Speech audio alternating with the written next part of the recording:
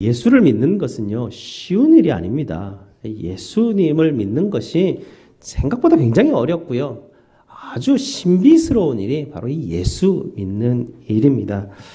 왜냐하면 우리 상식으로는 이해할 수 없는 사건들이 성경 복음서에 특히 굉장히 많이 나오고 있기 때문에 그렇습니다. 우리 예수님께서 요한복음 14장 11절에 이렇게 말씀하십니다. 내가 아버지 안에 거하고 아버지께서 내 안에 계심을 너희는 믿으라 라고 말씀하십니다. 그러면서 그렇지 못하겠거든 행하는 그 일로 말미암아 나를 믿으라 라고 말씀하시는 부분이 있습니다. 너희가 내가 하늘로부터 하나님이 보내신 자인지를 너희가 믿을지니라. 그러나 믿지 못하겠거든 내가 베푸는 기적을 보고서라도 너희는 믿으라 라고 그렇게 말씀하고 그 당시 있는 사람들에게 말씀해 주셨습니다. 하지만 성경을 처음 읽고 신앙을 처음 대하는 사람들은 이 예수님이 기적을 행하시는 이 부분에 와서는 생각보다 이것이 참 잘 이해가 되지 않고 오히려 환타지 소설과 같은 그런 어떤 비유적 내용으로만 이것이 받아들여지기 때문에 예수 믿는 것이 참 쉽지는 않습니다. 그러나 이렇게 한번 생각해 볼 필요가 있습니다. 이 마가복음서, 우리가 지금 묵상하고 있는 이 마가복음서는 AD 70년경쯤에 기록되었다고 많은 학자들이 그렇게 연구하며 발표를 합니다. 예수님이 십자가에서 못 박히시고 돌아가시고 부활하신 것이 33세 정도 되니까요. 약 한 40년이 지난 이후에, 예수님이 돌아가시고 난 이후에 40년 이후에 이 마가복음서가 기록이 되었다는 것이죠. 그러나 이 마가복음서가 기록된 40년이라는 시간을 보게 되면 아직도 예수님이 행하셨던 당시의 일을 기억하고 있는 사람들이 여전히 살아있을 수 있는 근거가 꽤나 많은 시기가 바로 이 40년이 되는데요. 여러분 혹시 40년 전의 사건들 기억하고 계시죠? 우리는 이 땅을 삶을 살아가면서 40년 정도 지난 역사적인 사건들은 우리는 머릿속에 기억을 하고 있습니다. 1980년대쯤 됩니다. 1980년쯤에 광주에서 어떤 일이 일어났었죠. 광주에서 어떤 일이 일어났었는데 요즘에 어떤 사람이 광주에서 일어난 일에 대해서 잘못된 정보를 기록해서 책에다가 써서 책을 편찬해냅니다. 사람들이 그때 그때 그것을 경험했던 증인들이 아직도 살아있는 사람들이 굉장히 많습니다. 그들이 그 책의 내용이 잘못된 것을 보고 분노합니다. 왜냐하면 너무나 잘못된 내용이기 때문에. 그 일어났던 사건들을 이렇게 책에 기록하여서 40년 정도 지난 정도면 그것이 진짜인지, 그 내용이 진짜인지 아니면 가짜인지 여전히 판별할 수 있는 근거가 약 40년 정도면 충분하다라는 것이죠. 그래서 오늘 복음서가 그런 것과 비슷합니다. 이 마가복음서를 보게 되면 예수님이 당시에 예수님이 가르치시거나 예수님이 기적을 행하실 때 많은 무리가 모였다라는 것이 성경 자체에 기록이 되어 있습니다. 수많은 사람들이 모여들었었겠죠. 특별히 5,000명을 먹이셨거나 오늘 본문에 4,000명을 먹이셨겠거나 이런 사람들은 직접 그 일에 참여한 사람들이고 겪은 사람들이고 경험한 사람들이 증인들입니다. 이런 사람들이 갈릴리 주변 지역에는 굉장히 많았을 거라는 것이 아마 우리가 이 내용을 보면서 아는 사실인데요. 40년 이후에 마가복음이 직접 이렇게 기록되어서 다른 사람에게 이렇게 돌려져서 읽게 되었다라고 하면 아직도 여전히 갈릴리에서 그 사건들을 기억하고 있는 사람들이 꽤나 많을 것입니다. 예수님이 만약에 신이 하나님의 아들이 아니시고 예수님이 만약에 그냥 사람이었는데 그를 추종하는 사람들이 예수님을 신격화해서 예수 그리스도교라는 종교를 새로 창제하기 위해서 어떤 바울이라는 사람들과 베드로나 여러 사람들이 합심하여서 뭔가 약간의 이 내용을 조작하고 그래서 복음서를 기록해서 복음서 안에 그 당시 있지도 않았던 기적의 사건들을 이렇게 기록해서 사람들에게 읽게 합니다. 40년 정도 지났으면 사람들이 다 잊어버렸겠지라고 생각하고 만약 그렇게 했다고 생각을 해봅시다. 사람들에게 아직도 살아있는 사람들이 있는데 그 당시에 이런 일이 있었다라고 증언하고 이 책에 돌려졌다면 당시 사람들이 거짓말이요. 저 사람들이 지금 전하는 것은 사교이고 거짓말하는 집단들이요. 라는 것이 굉장히 분명하게 드러났기 때문에요. 도무지 복음은 전해질 수가 없었던 것입니다. 특히나 이 마가복음이 기록되던 AD 70년 경쯤이면요, 이미 기독교를 향한 박해가 시작이 돼 있습니다. AD 64년쯤에 네로 황제가 우리가 뭐 너무 잘 알고 있죠. 그리스도교를 아주 잔인하게 핍박하던 어떤 그런 역사적 사건들이 있습니다. 그런 잔인한 박해와 탄압 가운데 사람들이 진리도 사실도 아닌 이 기적이 기록된 이 복음서가 사실은 이게 정확한 정보가 아닌 것을 이걸 들고 자기 목숨을 걸고 정말 신앙을 가진다? 과연 그럴 수 있을까라는 것이 의문점이죠. 그래서 로마 박해 시대에, 그리고 아직까지는 40년밖에 지나지 않아서 여전히 살아있는 증인들이 살아있는 그 시기에 이 복음서에 기록되어 있는 내용을 가지고 사람들이 자기 목숨을 걸고 수많은 사람들이 믿었고요. 박해가 일어나면 일어날수록 이 기독교가 더 줄어들어가지고 없어졌어야 되는데 그러지 않고 믿는 사람들은 더욱더 흥왕하고 많아졌다라는 것이 역사적인 기록이고요. 우리가 그것은 다 알고 있는 바입니다. 특히나 요즘 여러분 중동에 있는 이슬람이라는 종교를 보시게 되면 여러분 이슬람을 추종하던 사람이 기독교를 믿으면 어떤 일이 벌어지냐면요. 그 가문에서 축출당합니다. 족보에서 제거되어진다는 얘기죠. 이슬람 사회에서 족보에서 제거된다라는 것은 자기가 법적 보호를 받는 근거가 없어진다라는 이야기입니다. 지금도 그런데 당시는 어떻겠습니까? 당시에 유대교를 믿든지 다른 종교를 믿든지 종교를 바꾼다는 것은 당시에는 굉장히 어려운 일이었습니다. 자기가 태어나고 자기가 살아왔던 모든 근거를 다 버리고서야 기독교로 개종할 수 있는 것이 나는 예수 믿겠습니다라는 그 한마디의 결단이었습니다. 이렇게 어려운 결단이었어요. 예수 믿는 게 굉장히 어려웠습니다.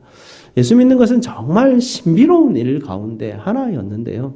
이렇게 아직까지 살아있는 사람이 복음에 있는 내용을 증거하고 있고 수많은 박해와 또 여러 가지 자기의 어떤 손해를 감수하고서라도 예수를 믿는 사람들이 계속해서 많아졌다라는 이거 하나만으로도 복음서에 기록된 내용이 정말 기적이고 내가 믿지는 못하겠는데 무언가 something 여기서 일이 일어났고 엄청난 일이 벌어져서 역사에 있어서 굉장히 중요한 한 시점이 일어났다라는 것은 우리가 그것을 볼 수 있는 지혜가 있어야 되는 것입니다. 여러분 로마 제국이 굉장히 큰 영토였지 않습니까? 로마 제국 안에 이스라엘이라는 나라는 굉장히 작은 나라였습니다. 그 나라에서도 도시가 아니라 갈릴리면 저기 시골 변방 나라입니다. 그 갈릴리 시골 변방에서 한 청년이 목수 일을 했던 한 청년이 일어나서 가르침을 가르쳤고 그러다가 십자가에 못 박혀서 죽었습니다. 그 사람을 신앙하는 종교라니요. 이런 일이 있을 수 있을지 모르겠어요. 십자가에 달린 어떤 한 청년을 믿는다고 자기 목숨 버리고 자기 가문 다 버리고 오는 사람들이 정말 많았다라는 것, 자기 목숨 버리고 순교하는 사람들이 당시에 굉장히 많았다는 것, 이것만 봐도 이 복음에는 뭔가 우리가 알 수 없는 신비한 능력이 있다라는 것을 우리는 논리적으로 합리적 추론으로 우리는 그것을 확신할 수가 있는 것입니다. 오늘도 본문을 보게 되면 예수를 따라다니는 사람들이 있었죠. 바리새인들이 예수를 따라다녔습니다. 제자들이 예수님을 따라다녔죠. 하지만 예수님이 구세주라는 것은 뭔가 그분이 하는 일은 지금 보고 있는데 정말 예수님이 누구인지를 간파하는 게 오늘 본문도 보게 되면 아직도 깨닫지 못하느냐 이런 걸 보면 이 참 어려운 일인가 그런 생각들을 하게 되죠. 이 제자들은 어떤 사람들이었습니까? 5,000명을 먹일 때 자기들이 떡을 나눠준 사람들 아닙니까? 지금 금방 4,000명을 먹일 때도 자기들이 금방 떡을 막 나눠주던 사람 아니에요. 4,000명에게 떡을 지금 제공하시는 분과 함께 배에 타고 다른 반대편 지역으로 지금 가고 있어요. 조금 전에 4,000명을 먹이시는 분과 지금 함께 하고 있는데 지금 13명이 먹을 떡이 하나밖에 없어요. 지금 이것 때문에 고민하고 있는 제자들을 보게 되는데요. 참 아이러니 아닙니까? 4,000명을 금방 먹였던 사람들이 13명 먹을 것 때문에 지금 고민하면서 예수님이 누구인지도 잘 깨닫지 못하는 어떤 이런 것들을 보면서 예수를 보지 않고 예수를 믿는다라는 것은 와, 이게 진짜 엄청난 믿음의 사건이구나. 이 정말 신비로운 일이구나. 우리가 지금 그런 가운데 지금 들어와 있다라는 것이죠. 먼저 우리가 바리새인의 사건을 한번 먼저 살펴보게 되면 이 바리새인들이 예수님을 힐난하며 시험하여서 말하는데 하늘로부터 오는 표적을 구하고 있습니다. 그러나 예수님은 그들의 요구를 거절하고 계시죠. 그들에게 뭘 보여주든지 적대적이었기 때문에 그들은 어떤 명분이라도 예수님에게 계속 적대적이었을 것입니다. 그래서 하늘로부터 오는 어떤 표적을 보여주더라도 그들은 그것을 받아들이지도 않을 것이었죠.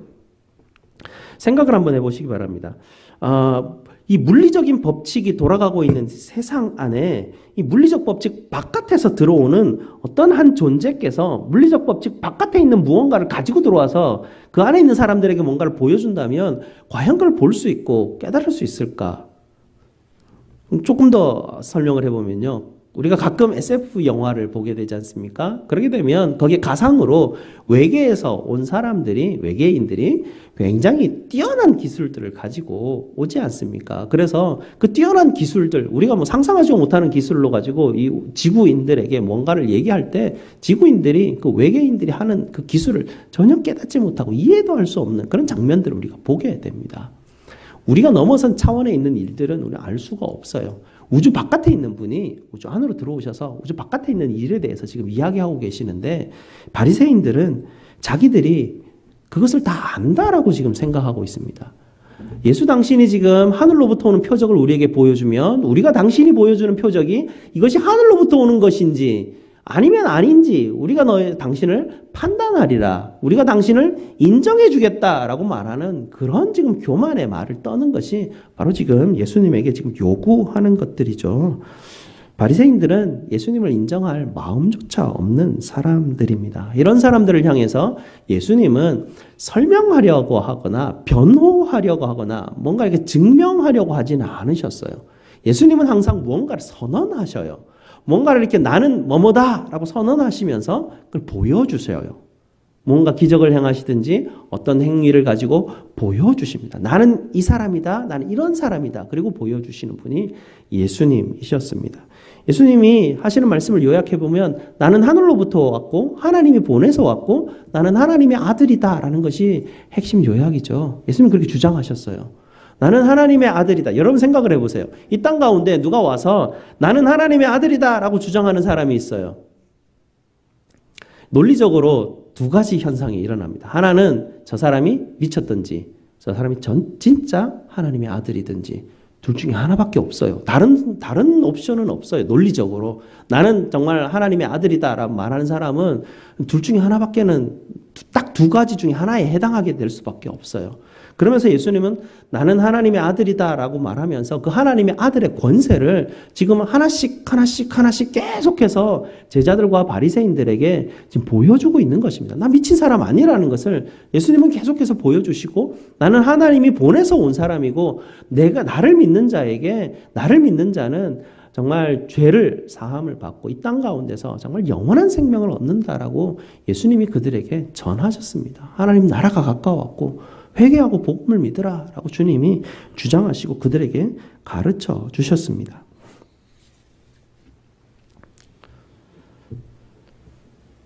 이렇게 예수님께서 오신 것에 대해서 신 존재를 증명할 수 있는 것은 우리의 능력 밖의 일이죠. 이미 우리가 가지고 있는 틀 밖의 이야기들을 성경은 지금 하고 있습니다. 그래서 우리에게 주어진 것은 저 미친 짓이다라고 그냥 거부해버리든지 저 바깥에서 들어온 우리가 알 수 없는 엄청난 현상들이 지금 일어나고 있는데 이것을 한번 살펴보고 믿어보고 싶고 그것을 향해서 내가 한번 나가보고 싶다라는 선택을 하든지 그 부분밖에 우리에게 남겨진 것이 없는 것입니다. 바리새인들은 그것을 거부했죠. 그리고 예수님의 제자들과 예수님을 따르는 사람들은 그것을 보면서 그들의 눈과 귀를 열어서 예수님을 지금 따라가려고 하고 있습니다. 예수님이 그들을 떠나서 이제 반대편으로 나아가시는 그 상황 가운데 이 배에서 일어나는 사건이 바로 이어져서 지금 우리에게 들려주고 계시는데요. 배에서 일어난 사건들을 우리가 마가복음 우리 앞에 보면 이미 한 2번 정도는 기록이 돼 있습니다. 어떤 기록이냐면 배를 타고 가는 동안에 풍랑이 일어나가지고 배가 뒤집어질 그런 어떤 엄청난 그 위험 가운데 있었던 것을 몇 주 전에 우리가 한번 보았었는데요. 그때 한번 있었죠. 그때 예수님이 바람과 자연을 명하셔서 순종시키시는 예수님이 하나님의 아들의 권세를 가지심을 증거하시는 사건이 배 위에서 일어났던 사건입니다. 두 번째 배 위에서 일어났던 사건은 5천 명을 먹이시고 난 이후의 일이었죠. 5천 명을 먹이시고 난 이후에 저들을 향해서 예수님이 먼저 제자들을 바다 건너편으로 배를 타고 보내시는데 풍랑이 또 일어납니다. 그 가운데 예수님께서 바다 위를 걸어오시는 장면을 보고 제자들이 귀신이라 하면서 깜짝 놀라는 장면이 배 위에서 있던 두 번째 사건이었습니다. 이 세 번째 사건을 오늘 보게 되는데요. 여전히 세 번째 사건 가운데서도 제자들은 지금 예수님이 하시는 일들을 다 보고 있는데도 불구하고 아직은 잘 깨닫지 못하는 그런 상황 가운데 놓여져 있죠. 제자들을 지금 상황을 보니까 떡을 아무도 가지고 오지 않았어요. 떡이 한 덩어리 정도밖에 없는데 13명이 먹기에는 턱없이 부족한 그런 상황 가운데 제자들이 지금 그런 어떤 마음을 가지고 있을 때 예수님은 조금 전에 이 바리새인들과의 일들을 다시 한 번 더 되새기면서 그 일을 통해서 제자들에게 중요한 가르침을 지금 시작하고 있는 상황입니다. 뭐라고 가르치시냐면 바리새인의 누룩과 헤롯의 누룩을 주의하라 라고 그렇게 가르칩니다. 누룩이 무엇이냐면요. 이렇게 빵을 부풀게 하는 이스트 같은 거예요. 그래서 빵에 무슨 영향을 주어서 이 빵이 부풀게 하는 역할이 누룩의 역할인데요. 누룩은 구약에서부터 보게 되면 나쁜 영향을 가진 것을 비유할 때 이 누룩의 비유를 많이 하게 돼요. 바리새인들의 어떤 이 나쁜 행실과 헤롯의 나쁜 행실에 너희가 주의해라는 말씀을 예수님이 지금 하고 계시잖아요. 이 성경 본문에서 가장 웃긴 코미디의 장면이 바로 이 장면이에요. 예수님이 지금 굉장히 진지하게 무엇을 가르치고 있고 너희가 지금 바리새인과 헤롯의 누룩을 주의하여라 라고 말씀하시는데 제자들이 뭐라고 답변하냐면 옆에 툭툭 치면서 야 봐봐 예수님이 지금 누룩 얘기하면서 빵 안 가져왔다고 뭐라 그러시잖아. 이러고 있는 거예요. 예수님은 지금 빵 안 가져온 얘기를 지금 하는 게 아니라 주의하라라고 지금 가르치고 있는데도 자기들끼리 봐봐 예수님이 지금 빵 가져왔다고 지금 누룩 얘기하고 있잖아 라고 그렇게 이야기하는 게 제자들이에요. 굉장히 바보스러운 것 같은데요. 이 지금 제자들이 하고 있는 이 대사 중에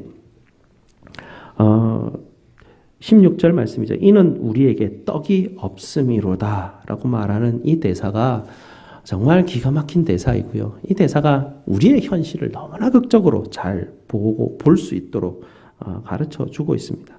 제자들이 뭘 보고 살아가는지를 알게 되죠. 떡을 보고 살아가는 것입니다. 뭐 잘못된 건 아니고요. 당시 시대상이 그래요. 우리가 삼시세끼 먹은 적이 언제부터겠어요? 현대에 들어와서나 우리가 삼시세끼 먹었지 그 전에는 삼시세끼 먹지 않았습니다. 그럴 수 없었어요. 대부분의 군중들은 다 굶주린 상태에 있었습니다. 항상 먹을 게 항상 관심의 최고의 문제였어요. 항상 당장 내일 먹을 게 없는 것이 당시 민중들이 가지고 있었던 백성들이 가진 어떤 현실이었습니다. 그런 현실들 앞에서 이 제자들이 지금 당장 떡이 하나밖에 없고 어떻게 먹지? 라고 고민하는 것은 굉장히 현실적인 문제였죠. 이렇게 먹는 것이 뭐 중요하지 않다는 얘기를 지금 우리가 하는 것은 아닙니다. 우리가 어떤 한 사람과 조금만 이야기를 하게 되면 그분의 직업이 뭔지, 그분이 무엇에 관심이 있는지 좀 알아차릴 수가 있어요. 왜냐하면 자기 아는 것만 얘기하거든요. 자기 관심 있는 것만 얘기를 해요. 보게 되면 저 사람은 대략 뭐 어떤 게 관심이 많은 사람이겠거니 그런 생각들을 우리가 알게 되죠. 이 제자들은 지금 떡을 바라보고 있습니다. 사람은요, 뭔가를 이렇게 바라보면 생각보다 잘 못 봐요. 잘 못 보는데, 보니까 본다라고 이야기합니다. 제가 이렇게 해서 저 스피커만 지금 보고 있으면, 제가 저 끝에 계시는 우리 이양자 권사님하고 이쪽으로는 안 보여요. 안 보여요. 저는 여기만 보면 이쪽 편에 있는 분들이 안 보여요. 안 보이는데, 우리는 뭔가를 본다 하니, 나머지를 못 보는 것이죠.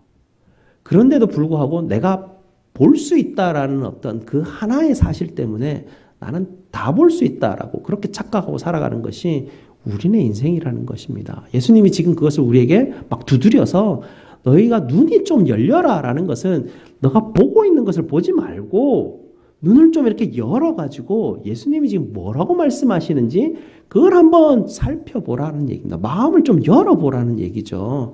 내가 지금 관심을 기울이는 떡에 관심이 다 쏠려져 있으면 예수님이 뭐라고 말씀하시는지 못 알아듣는다는 얘기입니다. 그게 지금 바리새인의 누룩이라는 얘기예요. 그 누룩을 지금 주의하지 않으면 너희가 귀가 다치고 눈이 다쳐서 볼 수 없다는 얘기를 지금 주님께서는 하고 계십니다. 예수님이 배 타고 가시면서 제자들에게 너희가 지금 예수님이 지금 나오는 이 능력의 원천이 어디에서 오는지, 예수님 자체가 예수님 자신이 누구인지 예수님은 제자들에게 지금 보여주고 싶어 하시고 들려주고 싶어 하시는데 제자들이 눈이 가려져 있고 귀가 가려져 있으니 알 수 없는 그런 안타까운 상태를 두고 예수님이 지금 정말 탄식하고 있는 것입니다. 그러면서 제자들에게 이렇게 얘기하시죠. 너희가 정말 마음이 둔하냐? 18절에 너희가 눈이 있어도 보지 못하느냐? 너희가 귀가 있어도 듣지 못하느냐? 너희가 기억도 못하느냐? 이렇게 이야기하십니다. 그렇지 않아요. 제자들은 다 알고 있고 다 기억하고 있어요. 예수님이 이렇게 탄식하면서 질문을 던지시죠. 너희가 떡 5개로 5,000명을 먹일 때 남은 광주리가 몇 개더냐? 12개입니다. 떡 7개로 4,000명을 먹일 때 남은 광주리가 몇 광지더냐? 7광주리입니다. 다 알고 있어요. 너희가 그래도 아직도 깨닫지 못하느냐? 예수님이 도전하고 계시죠. 예수님의 이 마지막 질문, 너희가 아직도 깨닫지 못하느냐라는 이 말씀은 우리에게 질책이라기보다는 오히려 희망과 소망을 주는 말씀입니다. 오늘 우리가 읽었던 8장 1절에서 21절까지 사건 앞뒤로 보시게 되면 정말 신기하게도요. 바로 앞에 사건은 귀머거리에 귀를 열리게 하는 사건이고요. 바로 뒤에 사건은 봉사의 눈을 뜨게 하는 사건이에요. 귀가 열리고 눈이 열리는 사건 중간에 지금 이 너희가 귀가 다치고 눈이 다쳤느냐? 아직도 깨닫지 못하느냐라고 예수님이 말씀하시는 의도가 무엇이냐면 이제부터 내가 너희의 귀를 열고 눈을 열겠다라고 말씀하시는 분이 바로 우리 주님이시라는 것이죠. 슈노벤이라는 분이 이런 예화를 들려주었습니다. 나야가라 폭포에다가 단단한 줄을 매고 내가 그곳을 건너갔다가 다시 건너오겠습니다 라고 어떤 사람이 발표를 합니다. 사람들이 너무나 궁금하고 신비한 구경거리가 나서 많은 사람들이 몰려 들어옵니다. 이 줄 타는 사람이 양손에다가 분말 초크를 바르고 긴 장대를 들고 나야가라 폭포 위에 그 밧줄 하나 위에 서서히 발을 내딛고 한 발 걸어서 끝까지 걸어갔다가 다시 돌아서 건너오는 것이지 않습니까? 사람들이 너무나 대단한 일을 한 사람 보고 막 환호성을 치고 박수를 치면서 이야 대단하다고 말합니다. 그런데 그 줄을 건너왔던 그 사람이 다시 한 번 더 공언하면서 이렇게 말합니다. 제가 이제는 장대를 가지지 않고 제가 건너갔다 오겠습니다 라고 말합니다. 사람들은 아주 긴장감이 넘쳐 그러죠. 이 사람이 건너갔다가 또 오는 것이에요. 정말 신기한 일이 벌어졌습니다. 그러면서 이 사람이 다시 한 번 더 군중들에게 공언합니다. 제가 이 외줄 위에 외바퀴 수레를 타고 제가 건너갔다 오겠습니다. 제가 건너갔다 올 수 있겠습니까? 라고 사람들한테 질문하니까 에이 그건 좀 어렵죠 하고 얘기하는 사람도 있었고요. 저 사람 저렇게 말하는 거 보니까 저 할 수 있는가 보다 이렇게 생각하는 사람도 있었어요. 이 사람이 그 줄 위에 외바퀴 수레를 타고 건너갔다가 진짜 건너오는 것입니다. 그러면서 이 사람이 제가 그러면 이번에 이 수레 뒤에다가 시멘트 한 포대를 제가 얹어가지고 건너갔다 올 텐데 여러분 제가 할 수 있겠습니까? 라고 물으니까 그제서야 사람들이 다 할 수 있을 거예요 하고 이제 그 사람 완전히 신뢰를 하는 것입니다. 어떻게 듣겠습니까? 이 사람이 시멘트 한 포대를 거기다가 싣고 갔다 오는 것입니다. 그러면서 마지막으로 이 사람이 관중들에게 묻습니다. 제가 그러면 이 수레에 사람을 과연 태울 수 있을까요? 라고 질문합니다. 사람들이요, 이제는 그 사람 하는 일을 다 믿는 것 같아요. 당연히 할 수 있지! 하고 막 사람들이 다 그 사람을 지지합니다. 그 앞에 있는 신사분 한 분이 정말 이 확신에 참 그 어떤 말로 당신 할 수 있습니다! 라고 말할 때 이 사람이 그 사람의 손을 탁 붙잡고 그럼 당신이 수레에 타보십시오! 라고 이렇게 손을 잡아 당겼습니다. 그 사람이 탔을까요? 그 뒤에 대답은 저도 잘 모릅니다. 우리는 예수님이 하실 수 있을 거라고 모두 다 믿어요. 예수님이 수많은 기적을 많이 보여주셨어요. 그거 다 보면서 예수님이라면 확실합니다 라고 말하는데, 예수님이 그러면 너희가 십자가로 만든 이 술에 너희가 타겠느냐 라고 물으면 조금 주저하는 게 우리네 본성, 우리 죄성이죠. 제자들이 지금 그런 상태에 있는 거지. 지금 잘 이게 안 되는 거예요. 이걸 어떻게 해야 될지 잘 모르고 있는 그런 상태입니다. 여전히 예수 믿는 것은 쉽지 않고 두려운 일 가운데 하나입니다. 내가 옳다는 것을 버리지 않고 내 두려움에 내가 놓여지지 않는다면 이 눈이 열려지지가 않습니다. 눈이 열려지고 귀가 열려지면 예수님이 지금 초청하는 것이 무슨 뜻인지를 내가 확실히 알고 깨달아지게 되는 것이죠. 그 신뢰와 그 하나님이 주시는 그 능력을 붙들었을 때에 우리는 주님이 따라오라는 그 십자가의 수레를 타고 우리가 예수님을 따라갈 수가 있는 것입니다. 바리새인과 헤롯의 누룩을 버리시고 눈과 귀를 열어서 예수님이 얼마나 크신 분이신지 믿으시기 바랍니다. 눈앞에 있는 떡에 대한 염려일랑 모두 다 버리시기 바랍니다. 우리가 우리 눈을 이렇게 붙들고 있는 그것이 사실은 우리를 못 보게 하는 요인이죠. 그리고 내가 볼 수 있다라는 것 때문에 다른 어떤 것도 못 보게 하는 어떤 요인 중에 하나가 되는 것입니다. 여러분, 바리새인들의 누룩을 버리시고 예수 그리스도만 바라보며 믿음의 길을 가시는 저와 여러분 되시기를 주님의 이름으로 축복드립니다. 기도하시겠습니다.